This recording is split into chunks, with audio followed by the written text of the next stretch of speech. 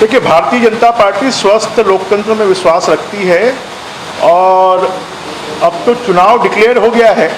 और इससे चुनाव डिक्लेयर होने के बाद कोई, मुझे लगता है कि इस मामले में किसी प्रकार का कोई विवाद पैदा करना ये उचित नहीं है और लोकतंत्र के हित में भी नहीं है। और इसलिए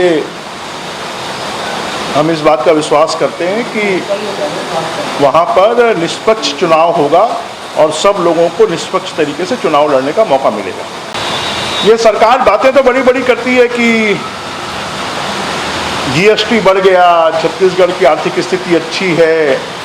परंतु उसके बाद जो ग्राउंड की स्थिति है कि सरकार के पास में वर्तमान में लोगों के किसी भी प्रकार के कोई काम करने के लिए, विकास के लिए कोई पैसा नहीं है। इसलिए विकास के काम पूरी तरह ठप्प पड़े हुए हैं। पिछले 2 सालों में गांव से लेकर शहरों तक किसी प्रकार के कोई काम नहीं हो रहे हैं और किसानों को जो धान के बोनस का पैसा है, जो लगभग 5,000 करोड़ रुपए होता है, उसको भी सरकार एक किस्त में देने की स्थिति में नहीं है और 4 किस्तों में दे रही है। अब तीसरी किस्त 1 नवंबर को देंगे तो चौथी किस्त कब देंगे? 1 दिसंबर को तो धान की नई पैदावार आने वाली है, सरकार खरीदी शुरू करने वाली है। तो इस सरकार लगातार छत्तीसगढ़ को कर्जे में डुबो रही है। सरकार अपनी क्षमताओं का उपयोग कर कर जो टैक्स कलेक्शन और बाकी अर्निंग के सोर्सेज हैं, उन सोर्सेज को लगातार, क्योंकि छत्तीसगढ़ में कानून व्यवस्था की स्थिति और सरकार की इमेज ऐसी है कि लोग यहाँ पर अब इन्वेस्टमेंट नहीं करना चाहते, लोग यहाँ पर कोई नए काम नहीं करना चाहते, इसलिए सरकार का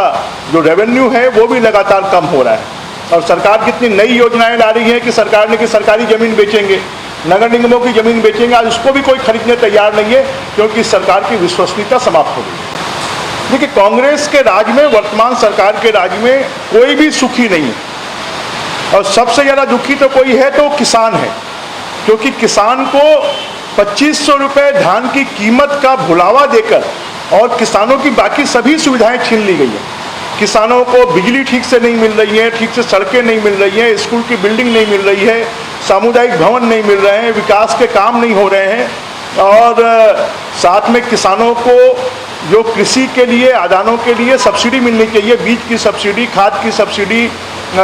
स्प्रिंकलर की, ड्रिप की सब्सिडी, नेटसेट हाउस की सब्सिडी, गौपालन के लिए सब्सिडी, बीज की सब्सिडी, ये सब सब्सिडियाँ भी किसानों को नहीं मिल रही है और उसके कारण किसान दुखी है। और सरकारी योजनाओं के अंतर्गत किसान को खेती की सामग्री नहीं मिलने के कारण वो निजी लोगों से और नकली सामग्री खरीदने के लिए मजबूर है और उसके कारण किसान को आत्महत्या करना पड़े। इससे ज़्यादा शर्मनाक बात और कोई दूसरी नहीं हो सकती और इसलिए भारतीय जनता पार्टी इसको मुद्दा बनाकर निश्चित रूप से सड़कों की लड़ाई भी लड़ना पड़ेगा तो लड़ेगी।